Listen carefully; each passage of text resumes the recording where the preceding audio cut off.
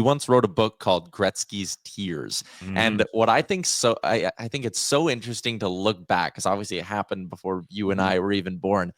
I think that is one of the biggest what ifs in the history of hockey, not just from a local Edmonton perspective of like, man, if he stayed and we got 20 years of Wayne and he was like Mario who never left that one spot, how many more banners are sitting up in what's now Rogers Place? But the other side of it, if Wayne never goes to LA, what does the next couple of rounds of expansion look like? Does Anaheim ever exist? I know Disney maybe probably would have wanted to get their hand in there anyways, but does San Jose ever exist? Like, the ripple effects of that Gretzky trade to look back on now, I think there's probably even 5 or 6 more that I didn't even touch on there.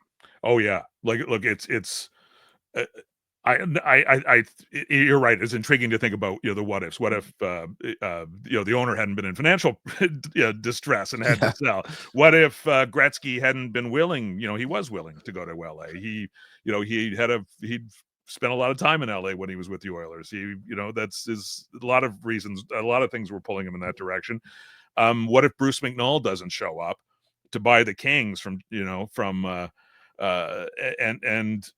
at a time when they were worth beans, right? No one wanted the LA Kings. Jerry Buss, who owned the Kings and the Lakers, wanted to get rid of them because they were like a dead franchise in LA. And you get this guy who, by the way, is also a crook. And it's not his money, and he stole all his money from the banks on false pretenses, and is a con man. But he does put the money together. He makes this audacious bid. Gretzky's for sale. He's available. Gretzky's willing to go. And then, they do this, I think what people kind of forget, or, again, I know a lot of people listening to this weren't alive then, but like they used to barnstorm. So when Gretzky went to the Kings, their entire preseason schedule was a barnstorming schedule. They would go from market to market to market, including Las Vegas. And, a lot of those Sunbelt cities. And here's your chance to see the greatest hockey player who's ever lived. And which is something you can sell to people, even if they don't know anything about hockey. Say, but this is the greatest hockey player who ever lived. This is your chance. And they sowed those seeds, all through those markets. And, that's why Bruce McNall was elected as the chairman of the NHL Board of Governors, even though he was a con man, because the old school guys like Bill Wirtz and Jeremy Jacobs and all those old school NHL guys, they've been running their teams the same way for 100 years. And here's this whiz-bang guy who's way younger, who's got all this marketing jargon and has pulled off the Gretzky thing. And, he's got movie stars coming out to the games in LA, and they go, wow, this guy's the future.